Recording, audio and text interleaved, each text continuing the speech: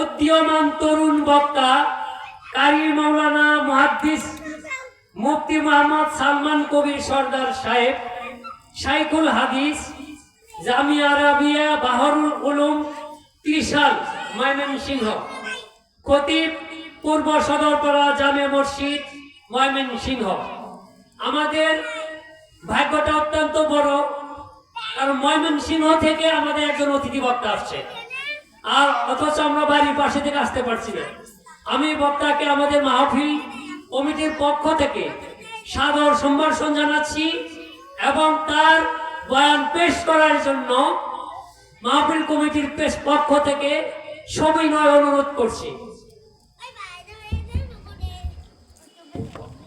আসসালামু আলাইকুম ওয়া রাহমাতুল্লাহি ওয়া বারাকাতুহু। ইন্নাল হামদালিল্লাহ আলহামদুলিল্লাহি নাহমাদুহু ওয়া নাস্তাঈনুহু ওয়া নাস্তাগফিরুহু ওয়া নু'মিনু বিহি ওয়া নাতাওয়াক্কালু আলাইহি ونعوذ بالله من شرور أنفسنا ومن سيئات أعمالنا من يهده الله فلا مضل له ومن يضلله فلا هادي له ونشهد أن لا الله وحده لا شريك له ونشهد أن سيدنا ومولانا محمدا عبده ورسوله أما بعد فأعوذ بالله من الشيطان الرجيم بسم الله الرحمن الرحيم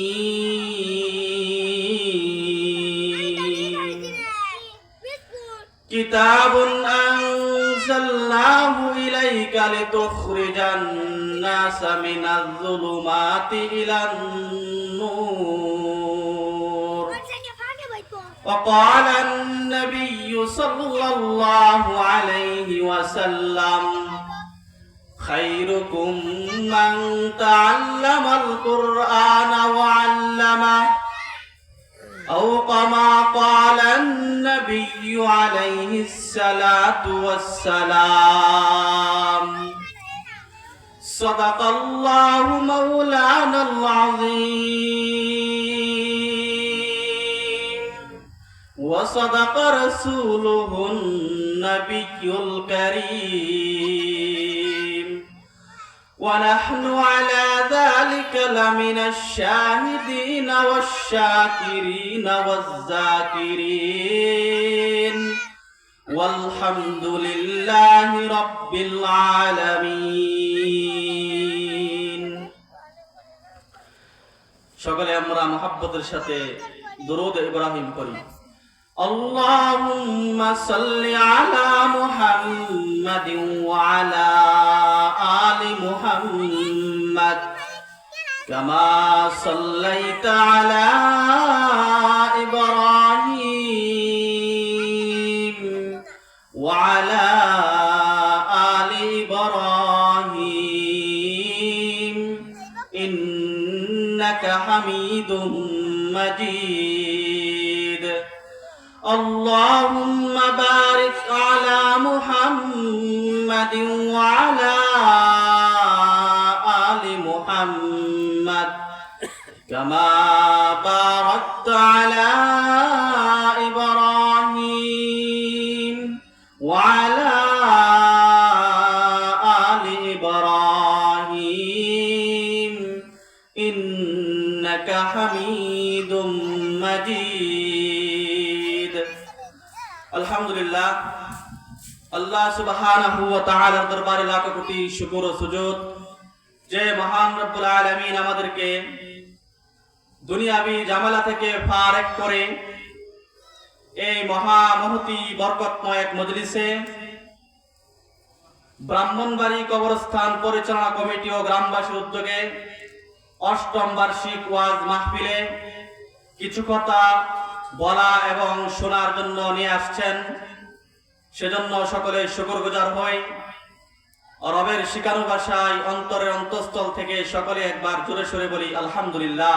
আলহামদুলিল্লাহ। মুহতারাম হাজরিন, মুখতাসার খুতবার পরে মহাগ্রন্থ ঐশী গ্রন্থ কালামুল্লাহ শরীফ থেকে একটি আয়াত তিলাওয়াত করেছি। মহানবী শ্রেষ্ঠ নবী তার অসংখ্য গণিত হাদিসে মোবারকাত থেকে একটি হাদিস শরীফ পাঠ করেছি। তিলাওয়াতকৃত আয়াত এবং পাঠকৃত হাদিসকে সামনে রেখে কিছু কথা বলবো। আল্লাহ রাব্বুল আলামিন যেন সেই কথাগুলোর উপর সর্বপ্রথম আমাকে অতঃপর আপনাদেরকে আমল করার তৌফিক দান করেন, আল্লাহুম্মা আমিন। আমি যে আয়াতে কারিমা তেলাওয়াত করেছি সেই আয়াতের মধ্যে আল্লাহ রাব্বুল আলামিন বলতেছেন, কিতাবুন আনসালনাহু ইলাইকা লিতুখরিজান নাসা মিনাজ যুলুমাতি ইলান নূর।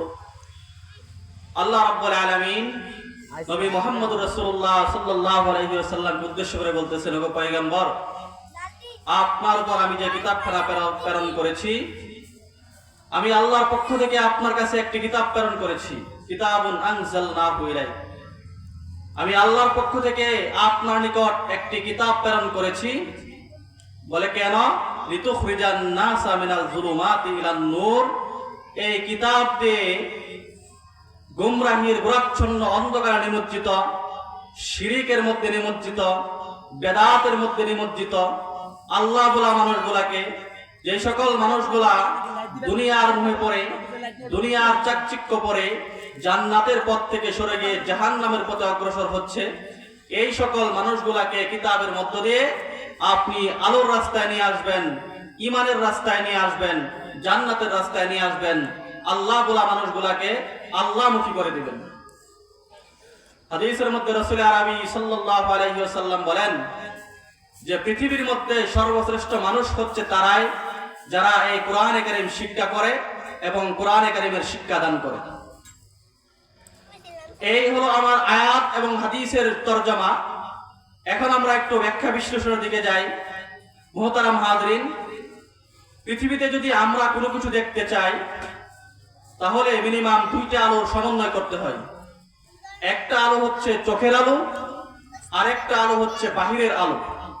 কোনো ব্যক্তির যদি চোখের আলো না থাকে, মনে করেন লোকটা দৃষ্টি প্রতিবন্ধী, অন্ধ, চোখে দেখে না, তাহলে এই লোককে আপনি বাহিরের যে কোনো আলোই দেন না কেন, তাহলে তার পক্ষে কোনো কিছু দেখা সম্ভব নয়, যেহেতু তার প্রথম আলো, দৃষ্টির আলো, চোখের আলো সেটা নাই। আবার কোনো একজন ব্যক্তির দৃষ্টির আলো একদম ভালো, কোনো ধরনের স্পট নেই, কোনো সমস্যা নেই, কমপ্লিট তার চোখের আলো ভালো, তারপরেও সে সবকিছু দেখতে পারবে এমন নয়, বরং এই চোখের আলোর সাথে আরেকটা আলোর সমন্বয় করতে হবে। সেটা হচ্ছে বাহিরের আলো। সেটা হতে পারে সূর্যের আলো, কিংবা চন্দ্রের আলো, বা খুপি বাতির আলো, সৌরবিদ্যুৎ, বিদ্যুৎ বা চাঁদের আলো। বাহিরের আরেকটা আলোর সমন্বয় করতে হবে। এখন কোন ব্যক্তির এই দুইটা আলো আছে, চোখের আলো ভালো, বাহিরের আলো রয়েছে তার, এই দুইটা আলো থাকলে সে দুনিয়ার সবকিছু দেখতে পারবে বিষয়টা এমন নয়, বরং এই দুই আলো যদি তার ভালো থাকে তাহলে অনেক কিছুই দেখতে পারবে, তবে পৃথিবীর সবকিছু সে দেখতে পারবে না।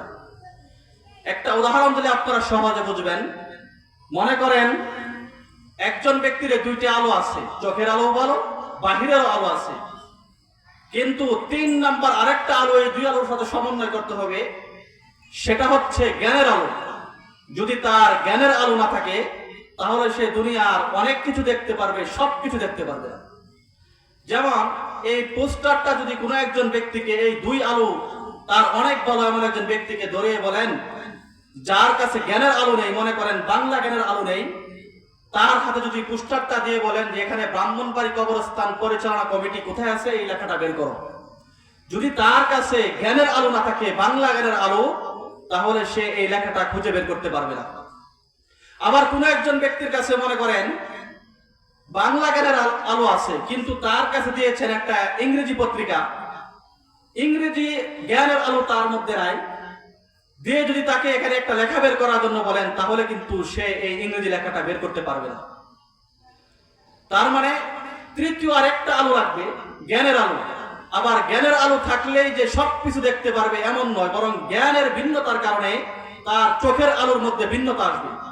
যে ব্যক্তি বাংলার জ্ঞান রাখে তাকে ইংলিশ দিলে হবে না, যে ইংলিশের জ্ঞান রাখে তাকে বাংলা দিলে হবে না। এজন্য জ্ঞানের ভিন্নতায় চোখের আলোর মধ্যে ভিন্নতা আসে। সহজে বোঝানোর জন্য আপনাদের সম্মুখে একটা উদাহরণ পেশ করতেছি। মনে করেন একজন মহিলা রত্নাকর বাবা, আপনাদের এলাকার, আমাদের দেশে তো রত্নাকর বাবা বলা হয় ওই মাকে যেই মায়ের সন্তান সাংস্কৃতিক অঙ্গনে সংস্কৃতি লালন করতে গিয়ে এই বর্তমান প্রজন্মের যুবক যুবতীদের চিত্তাকর্ষণ করতে পেরেছে। আমার দেশে রত্নাকর বাবা বলা হয় ওই মাকে যেই মায়ের সন্তান ফুটবল কিংবা ক্রিকেট অঙ্গনে খেলার মধ্যে বর্তমান সময়ের যুবকদেরকে আকর্ষণ করতে পেরেছে। আফসোস আর বারাক্রান্ত হৃদয় নিয়ে বলতে হয়, আমার দেশে রত্নাকর বা ওই মাকে বলা হয় না যেই মায়ের সন্তান 8 বছর বয়সে টোটাল কোরআনে কারিম হিফজ করে তাম পৃথিবীর 100, 103, 110টি রাষ্ট্রের সমন্বয়ে সংগঠিত হিফজুল কোরআন প্রতিযোগিতায় তাম ওয়ার্ল্ডের দেশকে পিছনে ফেলে, তাম পৃথিবীর সমস্ত রাষ্ট্রকে পিছনে ফেলে আমার দেশের এই বাংলাদেশের একটা 10 বছর 12 বছরের সন্তান 1 নাম্বার স্থান অর্জন করে, প্রথম স্থান অর্জন করে আসে, ওই হাফেজে কোরআনের মাকে রত্নাকর বাবা বলা হয় না। আমার দেশে ওই মাকে রত্নাকর বাবা বলা হয় না যে মায়ের সন্তানের হাত ধরে হাজারো টুকাই, হাজারো নেশাগ্রস্ত মানুষ, হাজারো খারাপ মানুষ দ্বীনের পথে আসে, দাওয়াতের পথে আসে, তাবলীগের পথে আসে, কোরআন এবং হাদিসের পথে আসে, ওই আলেমের মাকে রত্নাকর বাবা বলা হয় না। যাক, ধরে নিলাম আপনাদেরটাই রত্নাকর বাবা একজন মা, মনে করেন তার 3 জন সন্তান, একজন ব্যারিস্টার, একজন ডাক্তার আর একজন হচ্ছে ইঞ্জিনিয়ার। এখন এই 3 জন এরকম রত্নাকর বাবার সন্তানের মা যদি অসুস্থ হয় তাহলে স্বাভাবিকভাবে তার চিকিৎসা হবে নামি দামি দেশের নামকরা প্রাইভেট কোন হসপিটালে। এখন মনে করেন এই 3 সন্তানের মা অসুস্থ হয়ে গেছে, ডাক্তার যে ছেলে সে থাকে দূরে, মা থাকে ইঞ্জিনিয়ার আর ব্যারিস্টারের বাসায়। এখন যখন সে অসুস্থ হয়ে গেল মা, এবার এই ব্যারিস্টার ছেলে সেই মাকে হসপিটালে নিয়ে গেছে। নেওয়ার পরে চিকিৎসা করে যখন বাসায় নিয়ে আসছে, ডাক্তার ছেলেকে ফোন দিয়ে বললো, ভাই মা অসুস্থ হয়েছিল, চিকিৎসা করে বাসায় নিয়ে আসছে, আপনি এসে দেখে যান। এবার ওই ডাক্তার ছেলে এসে এই মহিলাকে অর্থাৎ তার মাকে মা বলে যখন সম্বোধন করলো, তখন মা বুঝতে পারলো এই ডাক তো আমার ডাক্তার ছেলের ডাক, এই আওয়াজ তো আমার ডাক্তার ছেলের আওয়াজ। দরজা খুলে দিয়ে বললো, বাবা তুমি এই মুহূর্তে, বলে মা আমি শুনতে পেরেছি আপনি অসুস্থ, ভাই আমাকে কল দিয়েছিল, আমি আপনাকে দেখার জন্য চলে আসছি। ডাক্তারের কাছে গিয়েছিলেন, ডাক্তার কি বলল? এবার এই মা বলতেছে ডাক্তার কাছে কিছু প্রেসক্রিপশন দিছে, ওষুধ দিছে, 14 দিন সেবন করার পরে আবার ডাক্তারের কাছে যাওয়ার জন্য বলছে। এতটুকুন কথাতে ডাক্তার ছেলে সন্তুষ্ট হবে না, কারণ সে যেহেতু ডাক্তার, এজন্য বলতেছে তোমার প্রেসক্রিপশন কোথায় সেটা দাও আর রিপোর্ট গুলা দেখাও। মা আবার ইশারা করে বললেন, ওই তো খাটের নিচে তোষকের নিচে রয়েছে প্রেসক্রিপশন এবং রিপোর্ট গুলা, তুমি দেখে নাও। এবার এই সন্তান ডাক্তার তোষকের নিচ থেকে সে প্রেসক্রিপশন গুলা এবং রিপোর্ট গুলা বের করে দেখতে পেলেন সেই রিপোর্টের মধ্যে একটা এক্সরে ফিল্ম রয়েছে। এবার এই ডাক্তার সন্তান এক্সরে ফিল্মটা হাতে নিয়ে এইভাবে আলোর মধ্যে যখন ধরলেন, ধরে বলতেছে, মা তোমার তো একটা বড় সমস্যা হয়ে গেছে। বলে কি সমস্যা? তোমার পেটে তো পাথর দেখা যাচ্ছে।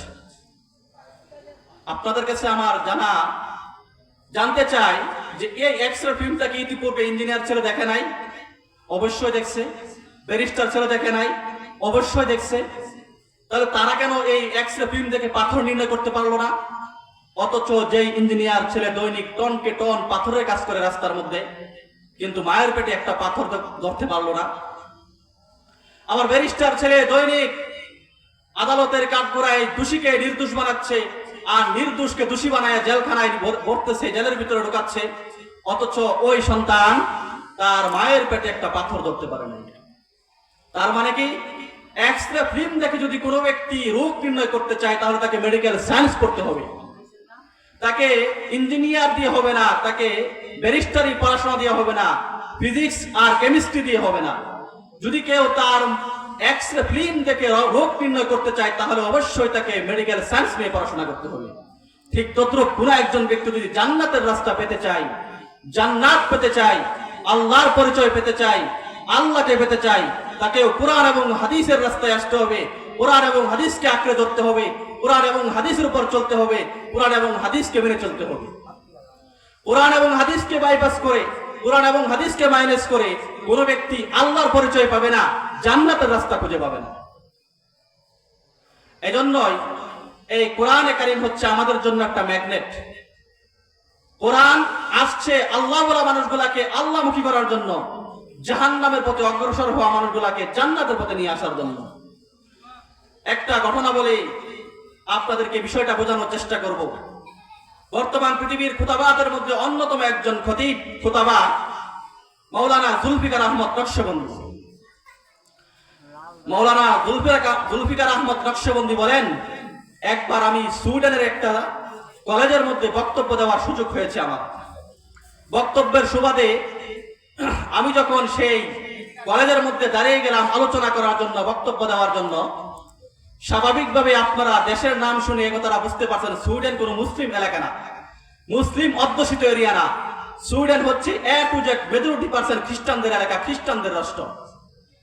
আবার ওই খ্রিস্টান একটা কলেজের ভিতরে বক্তব্য দিতেছে একজন আলেম, তাহলে স্বাভাবিকভাবে বক্তব্যটা হবে ঈমান এবং ইসলামের উপর। এবার যখন সেই বক্তা ঈমান এবং ইসলামের উপর বক্তব্য দিতে গিয়ে এক পর্যায়ে বললেন, আসমানের নিচে আল্লাহ রাব্বুল আলামিন যত কিতাব প্রেরণ করেছেন, সমস্ত কিতাবের মধ্যে কোরআন ব্যতীত বাকি সকল কিতাব পরিবর্তন হয়ে গেছে। একমাত্র কোরআনে কারীম আল্লাহ রাব্বুল আলামিন আজ থেকে 1400 বছর আগে যেই রকম ভাবে নাজিল করেছেন, আজও এই জমিনের উপরে আসমানের নিচে কোরআনে কারীম হুবহু ওইভাবে আছে। তার একটা হরফ, একটা নুক্তা, একটা জবরজের পর্যন্ত পরিবর্তন হয় নাই। এই বক্তব্য দেওয়ার পরে সঙ্গে সঙ্গে সম্মুখ সারি থেকে একজন মহিলা শিক্ষিতা দাঁড়িয়ে গিয়ে বললেন যে, মাওলানা, আপনি কি আপনার বক্তব্যের মধ্য দিয়ে এটা বুঝাতে চাচ্ছেন যে আমাদের হাতে যে ইনজিল রয়েছে, বাইবেল রয়েছে, এটা বিকৃত হয়ে গেছে? এবার হুজুর বললেন, দেখেন বোন, আমি তো আমার বক্তব্যে আপনাদের ইনজিল বা বাইবেলের নামটা পর্যন্ত নেই নাই, কি করে বুঝতে পারলেন আপনাদের বাইবেল পরিবর্তন হয়ে গেছে? বলে, হুজুর, আপনি যত কিছুই বলেন না কেন, আমি তো একজন শিক্ষিত মানুষ। আপনি যখন বলছেন আসমানের নিচে আল্লাহ প্রদত্ত যত কিতাব আছে, সমস্ত কিতাব বিকৃত হয়ে গেছে, একমাত্র কোরআন যেভাবে প্রেরণ করা হয়েছিল ঠিক সেভাবে রয়েছে, তার মানে আমি বুঝতে আর বাকি নাই যে আমাদের হাতে বাইবেল সেটাও বিকৃত হয়ে গেছে, পরিবর্তন হয়ে গেছে। এবার এই মাওলানা বলতেছে, তোমার কাছে আমার একটা প্রশ্ন, যদি তোমাদের হাতে যে বাইবেলটা রয়েছে, আল্লাহ রাব্বুল আলামিন আসমান থেকে বাইবেলটাকে কোন ভাষায় নাজিল করেছিলেন? বলেন, এটা তো সকলেরই জানা। মহিলা বলতেছে সুরিয়ানি ভাষায় নাজিল করেছিলেন।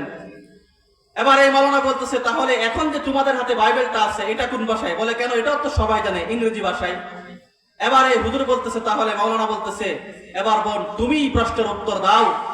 আল্লাহ রাব্বুল আলামিন আসমান থেকে তোমাদের যে কিতাব নাজিল করেছিলেন বাইবেল, যে কিতাব নাজিল করেছিলেন ইনজিল, সেটা ছিল সুরিয়ানি ভাষায়, আর বর্তমান তোমাদের হাতে যে কিতাব রয়েছে সেটা হচ্ছে ইংরেজি ভাষায়। এখন তুমি বলো সেটা পরিবর্তন হয়েছে কি হয় নাই? এবার মহিলা লাজবাব হয়ে গেলেন। এই জুলফিকার আহমদ নকশবন্দি ওনার খুতুবাত জুলফিকারের মধ্যে একটা ঘটনা আনছেন। তৎকালীন সময়ে তাম পৃথিবীর মধ্যে একজন কারি ছিলেন, বিখ্যাত কারি, যার নাম ছিল আব্দুল বাসেত, মিশরের। আপনারা হয়তো নাম শুনে থাকবেন। কারি আব্দুল বাসেত রহমাতুল্লাহি আলাইহি, উনি বিভিন্ন ইসলামিক সেন্টারে কোরআনের তেলাওয়াত করতেন এবং কোরআনে তেলাওয়াতের পরে মাওলানা জুলফিকার আহমদ নকশবন্দি সেই তেলাওয়াতকৃত আয়াতের ব্যাখ্যা বিশ্লেষণ এবং তাফসীর করতেন। জুলফিকার আহমদ নকশবন্দি বলেন, ঘটনাক্রমে একবার আমরা কারি সাহেবকে সঙ্গে নিয়ে আমেরিকাতে বসাছিলাম। এমন সময় আমেরিকার জম্মে গাফির ওলামায়ে কেরাম আসলেন, এসে কারি সাহেবের কাছে জানতে চাইলেন, হযরত, আপনার মুখে তো আমরা A to Z 30 পারায় কোরআনে কারিমের তেলাওয়াত শুনেছি, আপনার জীবনের বেশিরভাগ অংশটাই কোরআনের তেলাওয়াতে কাটিয়ে দিচ্ছেন। তো আমরা তো বিভিন্ন কিতাবের মধ্যে পড়েছি, শুনেছি যে কোরআনের অনেক মুজিজা, কিন্তু সচক্ষে দেখার সুযোগ হয় নাই। তো আপনি যেহেতু সর্বদাই কোরআনে কারীম তিলাওয়াত করেন, আপনি কি কখনো কোরআনের মুজেজা শতককে দেখেছেন কিনা? এই প্রশ্ন করার পরে আবার কারি আব্দুল বাসিত রহমাতুল্লাহ আলাইহি বলতেছেন যে মিয়া এইভাবে কেন আমাকে প্রশ্ন করো, তুমি প্রশ্নটা এইভাবে করো যে আপনি জীবনে কতবার কোরআনের মুজেজা দেখেছেন। ওলামা একরাম বলতেছেন তাহলে হুজুর 1 টাকার গুজারি করেন। কারি আব্দুল বাসিত রহমাতুল্লাহি আলাইহি বলেন, একবার মিশরের মধ্যে আমি অবস্থান করতেছিলাম, হঠাৎ করে মিশরের তৎকালীন বাদশাহ জামাল আব্দুল নাসের সাহেবের পক্ষ থেকে একটা চিঠি আমার কাছে আসছেন। কারি আব্দুল বাসিত রহমাতুল্লাহি আলাইহি বলেন, তখন গোটা পৃথিবীর শাসন করত রাশিয়া। রাশিয়ার একক অধিপতি ছিল, একক ক্ষমতা ছিল তামাম পৃথিবীর মধ্যে। মিশরের তৎকালীন প্রেসিডেন্ট জামাল আব্দুল নাসের সাহেবকে একবার রাশিয়ার মধ্যে আমন্ত্রণ করা হলো। তামাম পৃথিবীর বিশ্ব নেতৃবৃন্দ রাশিয়ার মস্কোতে একত্রিত হয়েছেন। হওয়ার পরে কমিউনিস্টের সবচেয়ে বড় নেতা জামাল আব্দুল নাসের সাহেবকে সম্বোধন করে বলতেছেন, মিয়া জামাল আব্দুল নাসের, তোমাদের বিষয়টা আমাদের বোধগম্য হয় না। তোমরা এই তথ্য প্রযুক্তির যুগে, উন্নত টেকনোলজির যুগে এখনো পর্যন্ত তোমরা 1400 বছর আগের পুরাণ কিতাব ধরে আছো।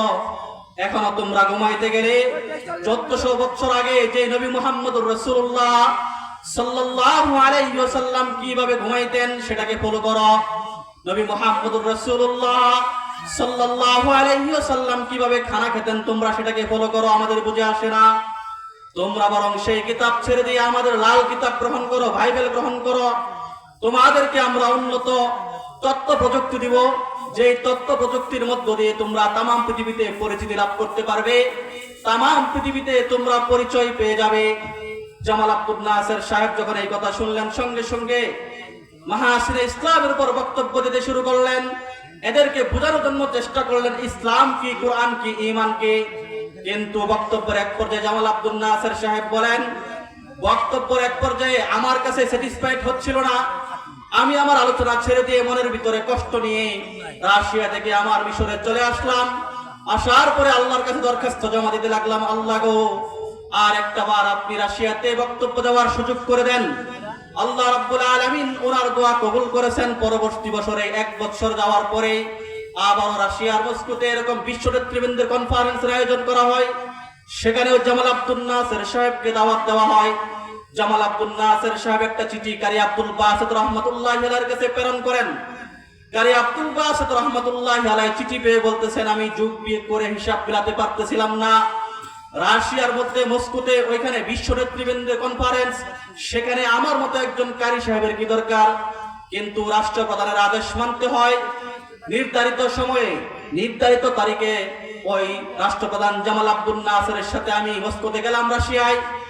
যাওয়ার পরে জামাল আব্দুল নাসের সাহেব কমিউনিস্টের সবচেয়ে বড় নেতাকে সম্বোধন করে বলতেছেন, বন্ধু, আমি আমার দেশ থেকে একজন আবৃত্তিকারক নিয়ে আসছি। যদি একটু সুযোগ দিতেন, একটু সময় দিতেন, আমার বন্ধু আপনাদেরকে আবৃত্তি করে শোনাইতো। আশা করি আপনারা আমার বন্ধুর আবৃত্তি শুনে আনন্দ হইতেন, আপনাদের মন ভালো হইতো। জামাল আব্দুল নাসের সাহেব যখন প্রস্তাব পেশ করলেন, কমিউনিস্টের সবচেয়ে বড় নেতা বললেন, দোস্ত, তুমি তোমার দেশ থেকে একজন আবৃত্তিকারক নিয়ে আসছো, তবে তাকে বলে দাও সে যেন এখানে বিশ্ব নেতৃবৃন্দের কনফারেন্স সময়ের অনেক দাম, সে যেন অযথা অনর্থক সময় নষ্ট না করে বরং অল্প সময়ের ভিতরে তার আবৃত্তি শেষ করে দেয়। যখন অনুমতি হয়ে গেল, জামাল আব্দুল নাসের সাহেব ইশারা করার সাথে সাথে কারি আব্দুল বাসিত রহমাতুল্লাহি আলাইহি স্টেজে চলে গেলেন। যাওয়ার পরে তেলাওয়াত করার জন্য প্রস্তুতি নিতেছেন, কিন্তু নিজের ভিতরে শঙ্কা। কারণ আজকে যাদের সামনে তেলাওয়াত করবে এরা কেউ আল্লাহকে মানে না, কোরআনের মালিককে মানে না। এদের সামনে কোরআনের তেলাওয়াত করার পরে কি না কি হয়, এজন্য মনের ভিতরে আশঙ্কা। পক্ষান্তরে আল্লাহর পক্ষ থেকে ওনার কাছে এলকা হয়ে গেল, মিয়া কারি আব্দুল বাসিত, কিসের শঙ্কা তোমার? বরং কোরআনে কারীমের ওই অংশটা তেলাওয়াত করো না, যে অংশ তেলাওয়াত করার কারণে হযরতে ওমরে ফারুক রাদিয়াল্লাহু তাআলা আনহুর মতো একজন পাকা মেধাদের সাহাবী সুজা হয়ে গেছিল। যখন কিনা আমার অন্তরের ভিতরে এমন একটা এলকা হলো, অনুধাবন হইল, কারি আব্দুল বাসিত রহমাতুল্লাহি আলাইহি বলেন, সঙ্গে সঙ্গে আমি আউযু বিল্লাহ বিসমিল্লাহ বলে সূরা তাহা তেলাওয়াত করতে শুরু করলাম। তাহা মা আনসালনা আলাইকাল কুরআনা লিতাশকা। এভাবে তেলাওয়াত করতে করতে 2 রুকু তেলাওয়াত করলাম। লম্বা টাইম তেলাওয়াত করার পরে আমি আমার চোখ খুললাম। হাই, চোখ খুলে কি দেখলাম? আমি যখন সামনের সারিতে দর্শকদের দিকে চোখ রাখলাম, তাকায় দেখি উপস্থিত সমস্ত খ্রিস্টানদের চোখ দিয়ে পানি পড়তেছে, ঝরঝর করে কান্না করতেছে। এবার জামাল আব্দুল নাসের সাহেব বললেন, ও দর্শক বিন্দু, আমার বন্ধু যে আবৃত্তি করছে, তোমরা কি সে আবৃত্তি বুঝেছ? কি বলেছে? বলে, না, আমাদের ভাষা হচ্ছে ইংরেজি, তোমার বন্ধু আবৃত্তি করেছে আরবি। আমরা কি করে সেই ভাষা বুঝবো? বুঝো নাই, তাহলে কেন কান্না করতেছ? বলে, কান্না করতেছে এই কারণে, তোমার বন্ধু যখন আবৃত্তি করছে প্রতিটা অক্ষর আমাদের কর্ণকুহরে পৌঁছে কলেজার ভিতরে তীরের মতো আঘাত করেছে। হাজারো চেষ্টা করে, হাজারো বার বারণ করে, বাধা দিয়েও আমরা আমাদের চোখের পানি আটকে রাখতে পারি নাই। আমাদের নিজেদের অজান্তেই আমাদের চোখ দিয়ে পানি পড়ে যায়। মোহতারাম হাজরিন, ওই দিন জামাল আব্দুল নাসের সাহেব কমিউনিস্টের সবচেয়ে বড় নেতাকে উদ্দেশ্য করে বলছিলেন যে, তোমরা আমাকে এই কোরআন ছেড়ে দিয়ে তোমাদের কিতাব গ্রহণ করতে বলো, অথচ এই কোরআন কি জানো? কোরআন তো আল্লাহ বলা মানুষগুলাকে হেদায়েতের জন্য এসেছে। কোরআন তো এসেছে যারা আল্লাহকে মানে না, যারা জাহান্নামের পথে অগ্রসর হচ্ছে, তাদেরকে কোরআনের মধ্য দিয়ে, তাদেরকে কোরআন দিয়ে আল্লাহর রাস্তায় নিয়ে আসার জন্য, জান্নাতের রাস্তায় নিয়ে আসার জন্য। তোমরা কেউ আল্লাহকে বিশ্বাস করো না, আল্লাহকে মানো না, অথচ তোমরা সকলে এই কোরআনের তেলাওয়াত শোনার পরে চোখ দিয়ে পানি পড়তেছে, কাঁদতেছ, অথচ তোমরা বলতেছো এই কিতাব ছেড়ে দিয়ে আমাদেরকে বাইবেল গ্রহণ করার জন্য। কষ্টিন কালেও আমরা কোরআন ছেড়ে দিয়ে তোমাদের লাল কিতাব গ্রহণ করতে পারবো না। মোহতারাম হাজরিন, আজকেও এই কোরআনের মাহফিল, এই কোরআনের আলোচনা করবেন উলামায়ে কেরাম। আমরা সকলেই উলামায়ে কেরামদের জবান থেকে যে নসিহতগুলো হবে সেগুলা শ্রবণ করব, এবং যেই কথাগুলা বললাম আল্লাহ রাব্বুল আলামিন সেই কোরআনের উপর নিজেকে, আমাকে আঁকড়ে ধরার, আপনাদেরকেও আঁকড়ে ধরার তৌফিক দান করুক। আল্লাহুম্মা আমিন। ওমা আলাইনা ইল্লাল বালাগ। আসসালামু আলাইকুম ওয়া রাহমাতুল্লাহি ওয়া বারাকাতুহু।